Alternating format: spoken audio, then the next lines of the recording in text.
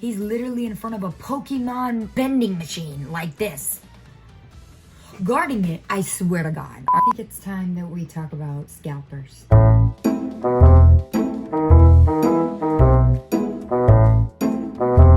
There's a lot that irks me about scalpers, and we're gonna get into that detail by detail. So if you're somebody who has been irritated or has been personally affected by a scalper, share this with a friend.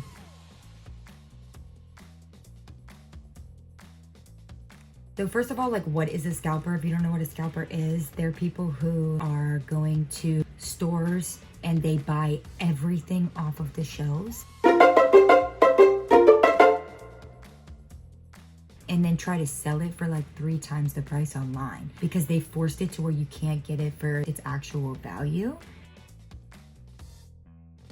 There's many ways that they do it, and a few popular ones I'd say are Pokémon, Taylor Swift tickets, and Labubu. For example, one of the big ones that really inspired why I wanted to talk about this is the Pokémon card ones.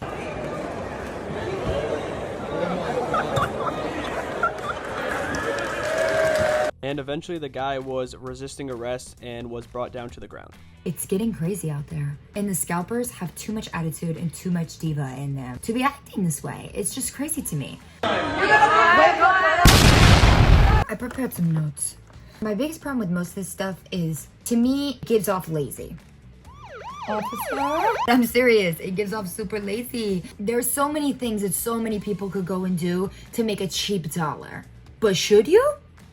Obviously, like, these people, they don't care about morals because there will be videos of children wanting to get their friggin' Pokemon. The scalper's like, 1,000, give me 10 of those, give me 28. And someone's like, can I just buy one? They're like, no. I'm like, this is crazy behavior. What's going on? So we're just gonna normalize this? Like, okay, weirdo, like, I'm sorry. What are you doing? And I've seen a lot of people online like try to make excuses like, show up earlier. They paid for it. Let them get it. But at a certain point, is it not sleazy?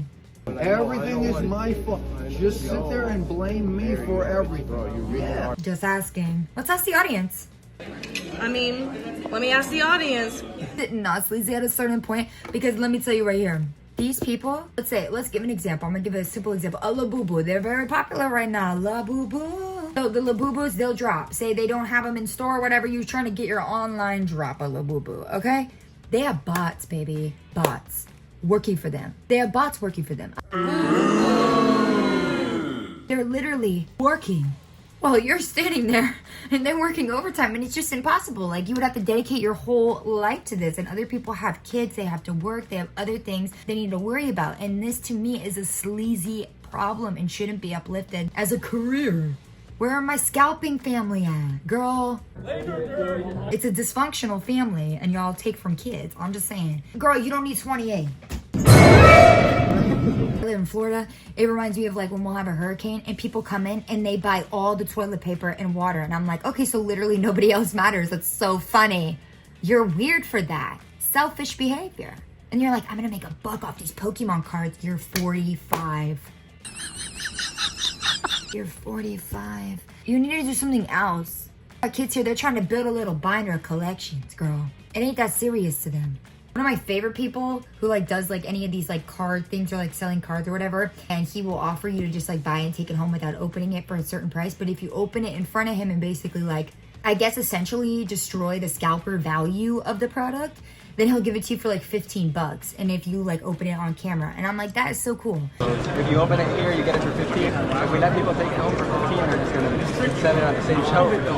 Energy, pincer. We'll do it this way. At the end of the day, all these things that a lot of these people, these fandoms and stuff, they're big communities of people. Then most of the time, they're big communities of nerds, and I mean that in the best way possible. I have my own communities of nerds. And to have somebody come in on a different agenda is irritating, especially when they try to do things like control limits and things like that, and they make fake accounts, and they go around it, and they beat the system anyway, and they got bots, and they got this, and they got that. And then the only way you could get your daughter a Labubu that she's begging for is paying $200 to a scalper. Like, no. And then essentially what this does is when you feel forced to go and buy, like this happened before with Stanley Cups. This has happened before Girl, with Beanie Bear, it's happened with so many things. It happens with sneakers, it happens with tickets, it happens with everything, so many different things. But what happens when you do that is that some companies can see that these things are selling for this price, and then they can eventually change that price. So then now that's the price. You see what I'm saying? No, ma'am, we don't want that. Also, for people who are actually fans, when they're there and they see the presence, like, I'm sorry, you know a scalper when you see a scalper. You know a scalper when you see a scalper. Wow. When you're a fan or whatever of something and you really want something and you see those people there and you know they're just going to take everything, it's going to cause you to probably panic buy. Another thing I've seen a lot is like people who are in the scalping community will say, I just think they are the hustlers of this generation, baby. They're hustling around making money. They're it. They're her. They're him. But if you take pride in actually making it harder for people to get their favorite things, especially children to get into newer hobbies, you should be ashamed of yourself. See now why a lot of y'all hide your faces. Just always remember, folks, that there are people that would rather upcharge children's products than actually build a career or work a job. They're that. And to me, it's not giving big money. It's not giving authentic. It's not giving millionaire mentality. It's not. You're not investing in something that's going to hold value.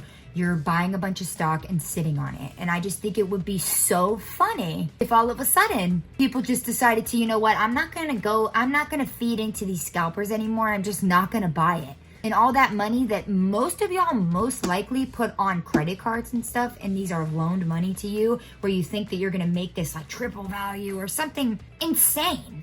I just think it would be so funny if no one bought it and you just had to sit on all that stock. It'd be extra funny if you didn't even like Pokemon or Labubu or freaking Taylor Swift or something. It would be extra funny that way. You'd just be stuck with all that stock.